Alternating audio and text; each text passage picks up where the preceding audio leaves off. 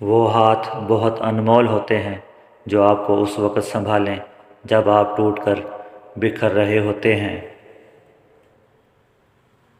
جو لوگ آپ کی خاموشی کو نہیں سمجھ سکتے وہ آپ کی باتوں کو کیسے سمجھ سکتے ہیں؟ زندگی میں بہت سے لوگ ایسے ہوتے ہیں جنہیں یہ احساس نہیں ہوتا تھا کہ جب وہ ہار مان لیتے ہیں تو وہ کامیابی کے کتنے قریب ہوتے ہیں۔ مصیبتوں کا چھپانا بھی راز کے چھپانے جیسا ہے، کیونکہ اس کا اظہار دشمنوں کو خوش کرتا ہے اور محبت کرنے والوں کو تکلیف دیتا ہے۔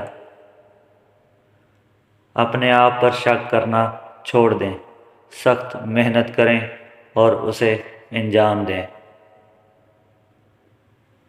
ہمیشہ زندگی میں ایسے لوگوں کو پسند کرو جن کے دل چہروں سے زیادہ خوبصورت ہوں۔ ہر میٹھی مسکراہٹ کے پیچھے ایک تلخ دکھ ہوتا ہے جسے کوئی دیکھ اور محسوس نہیں کر سکتا۔ ہمیں سمجھنا چاہیے اداسی ایک سمندر ہے اور بعض اوقات ہم اس میں ڈوب جاتے ہیں جبکہ بعد میں ہم تیرنے پر مجبور ہوتے ہیں۔ آپ کا خوش رہنا ہی آپ کا برا چاہنے والوں کے لیے سب سے بڑی سزا ہے۔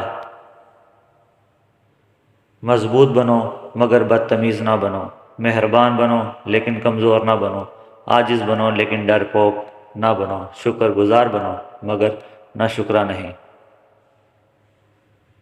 پیسہ آ جانا یا مشہور ہو جانا یہ کامیابی نہیں ہوتی، 5 وقت کی نماز پڑھنا اور اپنے رب کے قریب ہو جانا کامیابی ہوتی ہے۔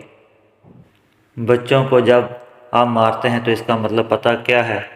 کہ آپ میں سمجھانے کی صلاحیت نہیں ہے۔ تلخ حقیقت، آج کل رشتے تب مضبوط ہوتے ہیں جب آپ کے مالی حالات مضبوط ہوں۔ ایک بزرگ نے فرمایا، جس کی روزی تنگ ہو جائے اس کو چاہیے چھوٹے جانور خریدے اور بڑا کر کے فروخت کرے۔